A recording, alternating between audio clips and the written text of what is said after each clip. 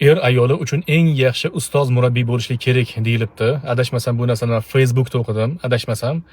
Va bu fikrga sizlar qo'shilasizlarmi yo'qmi? Haqiqatan ham ayoliga ustozlik qila oladimi? Murabbiy, tarbiyachi bo'la oladimi? Yo'qmi? Kommentariyada fikrlarni yozib qo'yinglar. Ungacha esa men o'zimning fikrlarimni qisqa qilib bayon qilishga harakat qilaman.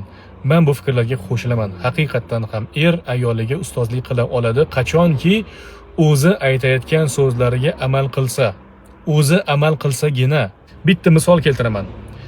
Farazan ota-onaga nisbatan e'tiborsiz, hurmatini joyiga qo'ymaydi, gapini bo'ladi, gap qaytaradi, ovozini ko'taradi va bu paytda ayoliga qarab, onamga gap qaytarma, onamni hurmat qil desa, ishoninglar, katta ehtimol bilan gapingizlarning ta'siri bo'lmaydi. Chunki siz o'zingiz aytayotgan so'zlaringizga amal qilmayapsiz-da.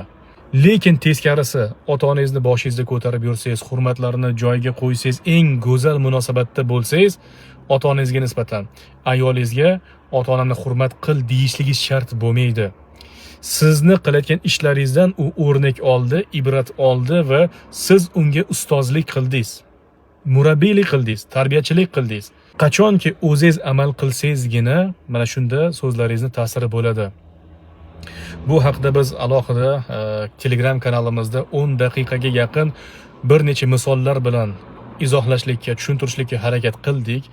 Iloji bo'lsa, Shavkat Hasan deb Telegramda qidirsanglar, bizning Telegram kanalimiz chiqadi va bemalol shu va shu kabi mavzularda audio xabarlarni eshitib borishinglar mumkin bo'ladi.